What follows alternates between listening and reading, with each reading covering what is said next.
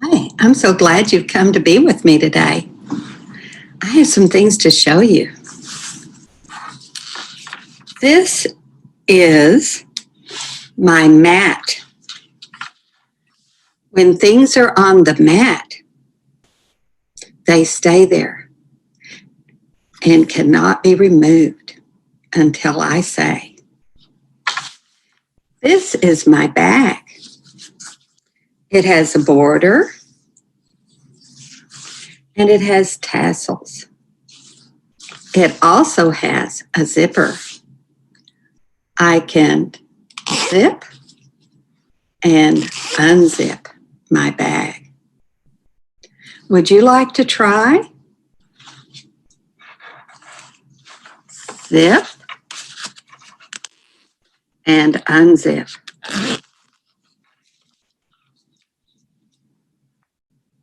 I have some objects inside. Would you like to take one out? What do you think that is? A mat. Yes, it is a mat. But it looks like a rug in my grandma's house. It can also be a rug. Today we're going to call it a rug. It goes right here. Reach inside, get another one. What did you find? I think it's a drum. Yes, it's a drum and it has drumsticks on top. It goes right here.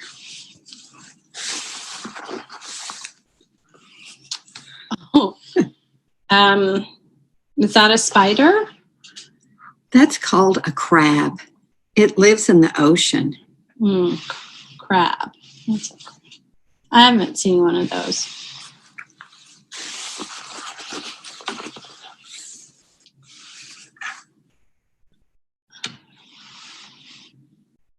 Is that a bicycle? Yes, it is. And we're going to call it a bike. Here? Mm-hmm.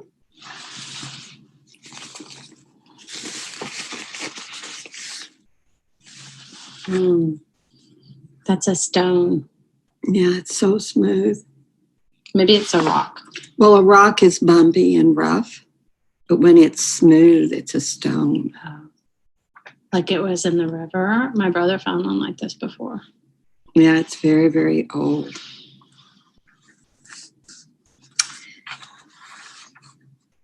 I can say things in code. And I want you to put on your listening ears and see if you can figure out what I'm saying. So listen carefully. Crab.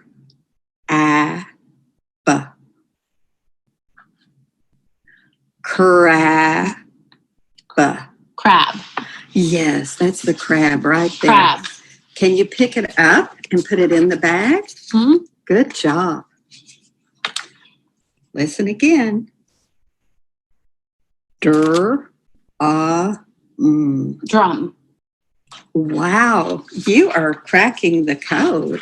Put it right in there. Goodbye, drum. Bike. Bike. It's this one. It's upside down.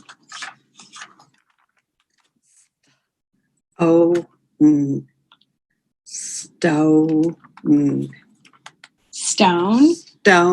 Stone. That's this rock. Yes, there it is. I know it's this one. Rug. The rug. Rug. Yes, that's it. It's a rug.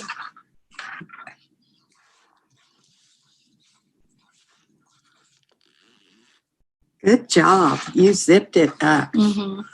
I like that. We'll play this on another day. What is your game called? It's called the Secret Decoder Game.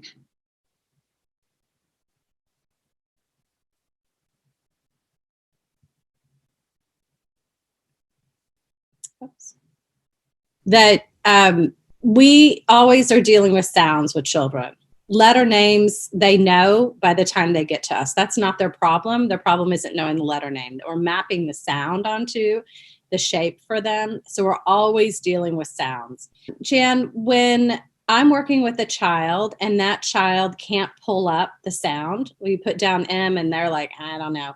I have their chart out and I just point to the chart, or I give them the picture name. So it depends on how familiar they are with the chart. If I say, if she's looking at the letter and she doesn't know it, and I give her wait time and she still doesn't know it, and I say map, that might be the cue that she needs to pull up the sound map. And if she doesn't, then I point to the square and let her tap M map. Either way is fine. You just make that distinction based on your child. The most important piece is to make that a no stress situation. Oh, don't know the letter sound? No problem. That's why we have our charts here. That's the attitude and the affect that goes with it. And then just reducing how much language we give to them. So it's, I think it's instinctive with teachers to ask questions, like what sound does this say? And I do it too.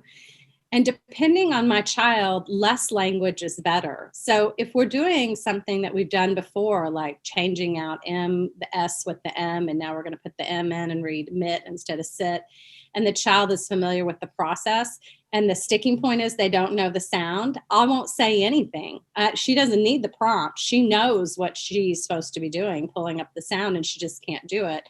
So I'll just either point to the square silently and let her go tap it and find it, because I really want to connect her to her chart so she can use her chart all the time when I'm not around, right? So she can be independent the other 6 9/10 of the week when she's not with me.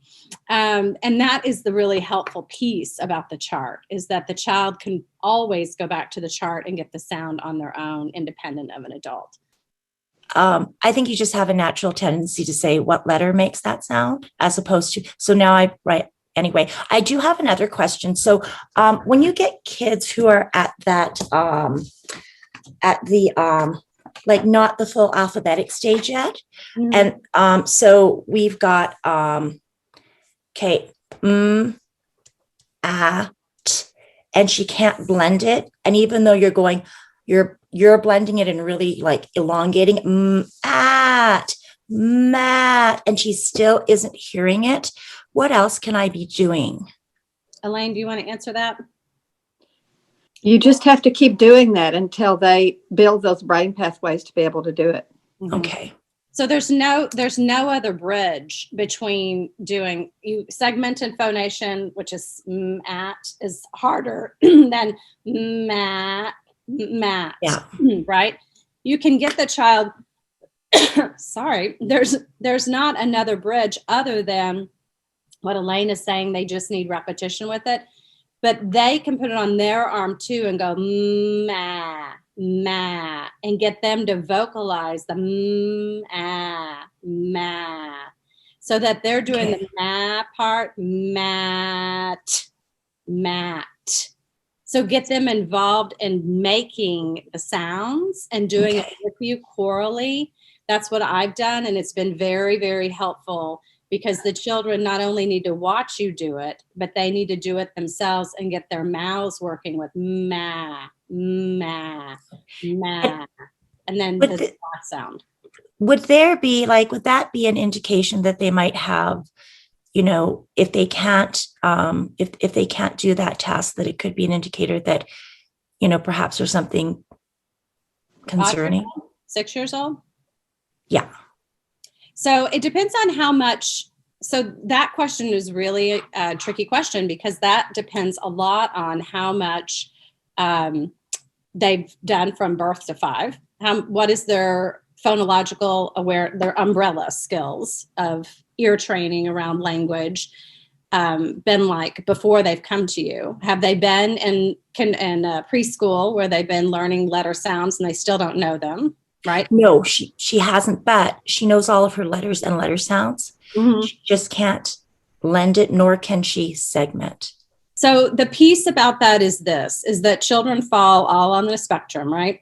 And so for a child who's struggling to hear those sounds being blended together. If you do this work with them for several weeks, let's say maybe 6 hours of instruction, and you have a child who still, when you do k, at, still says apple, that's concerning.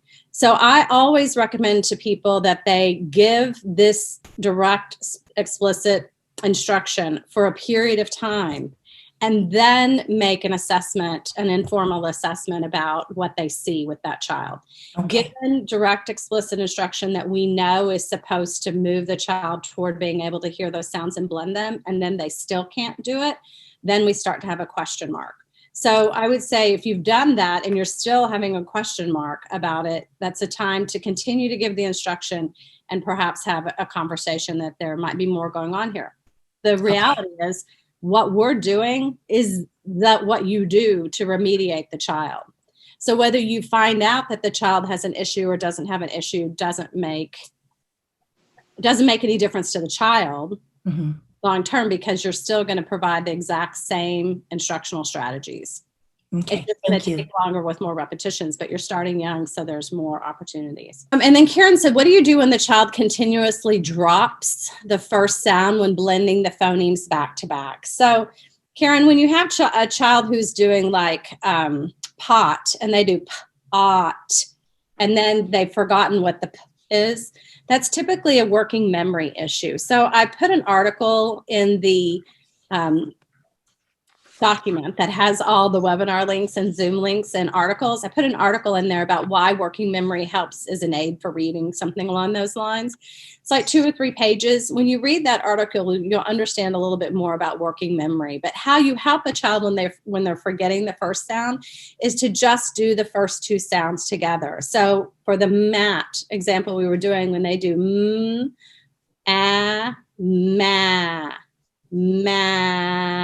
and then you hold the mat. So you work on just those first 2 sounds, blending those first 2 sounds together, hold the and then stick it to the last sound, mat. What's harder is when the first sound doesn't blend into the second sound, like it doesn't continue, right? So ought, you can do the same thing with the back end, ought, and pick up the first sound and attach it to it. Those are 2 different ways to approach it. Either the first 2 letters blended together or the last 2, because all the vowels extend. All right. So I've had kids who can always have to do the end and then stick it on and then stick the beginning on, even though I was trained to always do the beginning and then put the ending on. So I just am giving you both strategies because children are different. They're not all the same.